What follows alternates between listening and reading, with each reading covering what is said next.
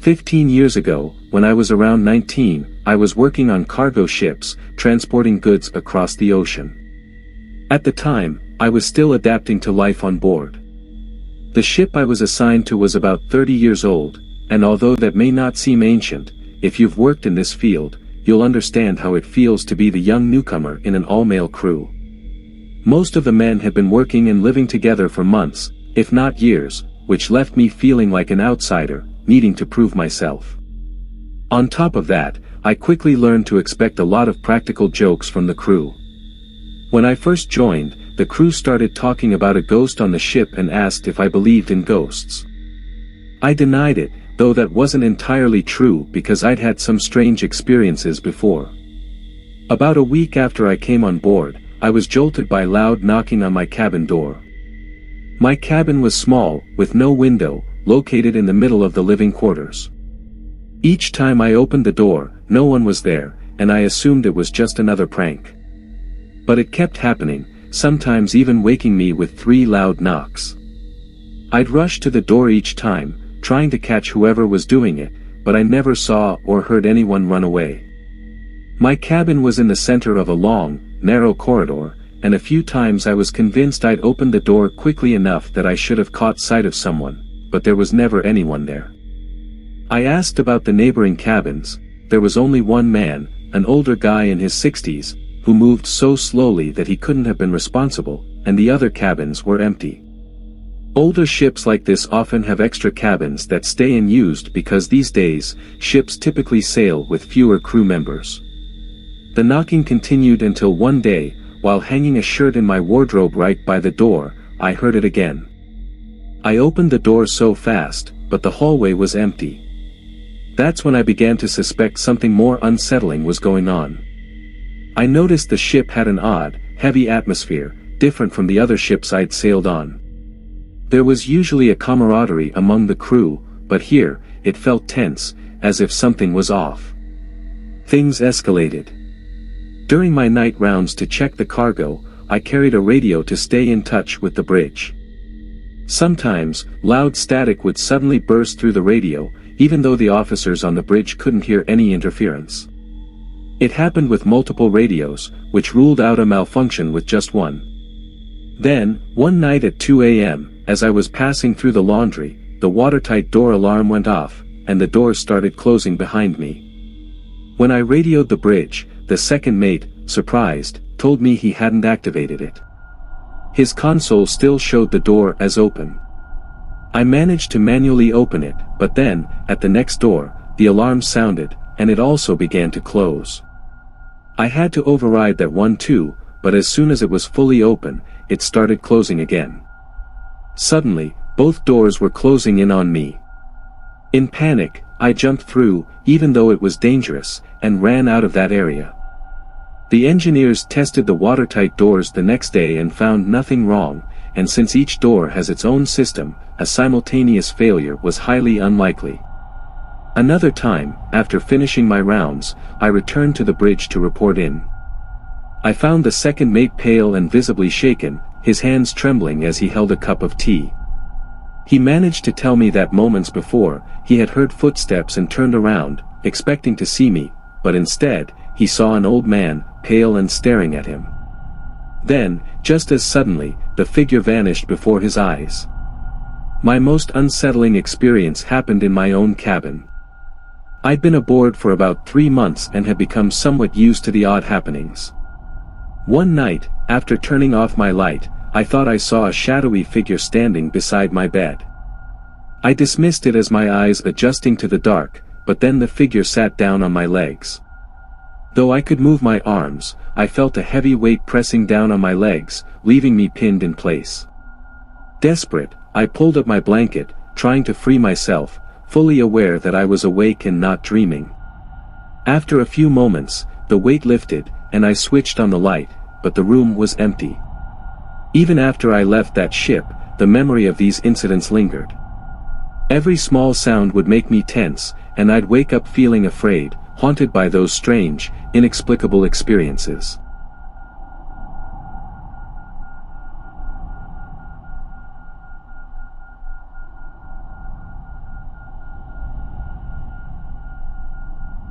This happened about a year ago while I was working as a second officer on a heavy lifting ship. My job included night watches, keeping an eye on operations and ensuring everything was running smoothly as we crossed the Atlantic. It was a calm, dark night, the ocean silent except for the soft sound of waves. What became the scariest experience of my time at sea happened during one of these otherwise uneventful night shifts. To pass the time on my midnight, 4:00 a.m. watch, I'd occasionally walk laps around the bridge console. At around 1:30 a.m., I glanced out the bridge window and noticed someone outside, walking from the stern toward the bow along the starboard side. Seeing someone outside wasn't unusual, but at that hour, the ship was typically quiet, with most of the crew asleep. The crew had permission to go out on deck at any time, so at first, I didn't think much of it. But when I passed the window again on my next lap, I saw the person standing still between cargo hold 1 and the windbreaker, facing forward with his back to me. Curious, I stopped to watch. Suddenly, he turned around and looked right at me, waving his hand without moving his body. This felt unsettling, and as I looked closer, I began noticing strange details. He was dressed in a white overall, which stood out, as our company-issued gear is red with silver reflective strips on the shoulders. He was also wearing an orange helmet, something that didn't fit, as most of us wore white helmets. The oddest thing, though, was that it should have been impossible for him to see me from where he was standing, as the bridge lights were off to prevent glare. With the deck lights on, reflections from below would have made it hard for anyone to see into the bridge. Yet, he was still waving and tracking my movements with his head. I walked over to the radio at the chart table on the port side and called out to him, asking if he needed anything. No answer. I tried again, still nothing, just silence. He continued waving, watching as I moved across the bridge. My hands were shaking slightly as I reached for the light controls and switched on the bridge spotlights. The bright light flooded the deck, making everything visible. But when I looked up, he was gone. I waited, hoping to see him reappear, maybe in the stairway to the paint store or near the forward station entrance, but he never did. I kept the lights on for another 30 minutes, watching closely. When I finally turned them off, I stayed alert, hoping for another glimpse, but he was nowhere to be found. The next day, I asked the crew if anyone had been out on deck during my watch. They all claimed to have been asleep, and no one owned a white overall, everyone's gear was red. They also seemed sincere when I pressed for the truth, and no one confessed to playing a prank. Honestly, if it had been a prank, I would have laughed with them, but no one ever admitted to anything, even months later. I even checked the area where I'd seen him. The stairway to the paint store and the entrance to the bosun's store were both locked every night, and they were still locked when I checked them that morning. There was no sign anyone had been hiding there.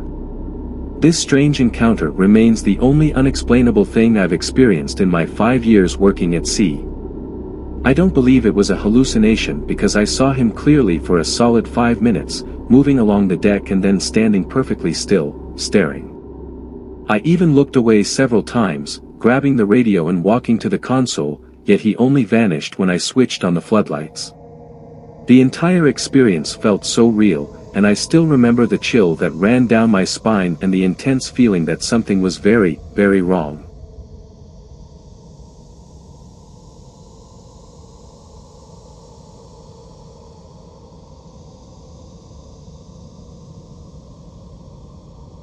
Earlier today, I experienced something strange that I still can't quite explain. I live in Halifax, Nova Scotia, not far from the coast. A friend mentioned that a large buoy had somehow washed up on the shore, far from its usual spot, and no one seemed to know how it drifted so far. He thought it was worth checking out and suggested taking some pictures, so I agreed to go with him. It was a good opportunity to catch up since we hadn't hung out in a while. The beach was a few kilometers away, and I figured the walk would be a good workout. After meeting up, we walked together for about 45 minutes, chatting as we trudged over snow and seaweed. The shoreline here is lined with tall towers that stretch for kilometers, although they don't look like typical communication towers. My dad works for the military, but he's always evasive when I ask about them, like he's hiding something. When we spotted a cliff up ahead, we decided to climb it for a better view of the beach, hoping to spot the buoy from above. As we were making our way up, we didn't realize the weather was shifting. Fog rolled in, and clouds thickened. Suddenly, the beach was quiet and empty. No birds, no animals, no cargo ships on the horizon, everything was eerily still.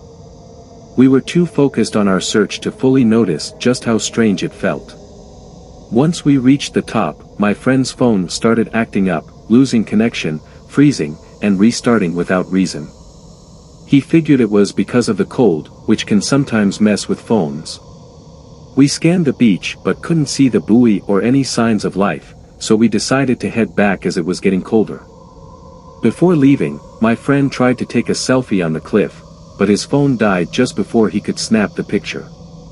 On our way back, we saw a beautiful light breaking through the clouds, and he tried to restart his phone to capture it. Just then, I felt an uneasy sensation, like someone was watching us. I turned around and saw a man walking toward us, but he was somehow getting closer much faster than normal. I warned my friend, surprised by how the man seemed to appear out of nowhere. From our vantage point on the cliff, we should have seen him if he'd been there earlier.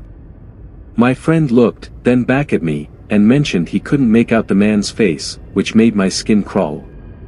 At that moment, an awful screeching sound erupted nearby, like metal scraping against something or someone screaming. We both bolted. After running for about a minute, I glanced back and saw the man walking by the fence surrounding military property. He was technically trespassing, and there were clear warning signs, so he had to know. Once he turned off the road and headed away from the beach, my friend's phone suddenly came back to life, buzzing with notifications. Birds returned to the sky, and cargo ships appeared on the horizon. It was like everything snapped back to normal. Reflecting on it, we figured the towers might have blocked the phone signals, maybe for security reasons, especially if they were some kind of communication towers.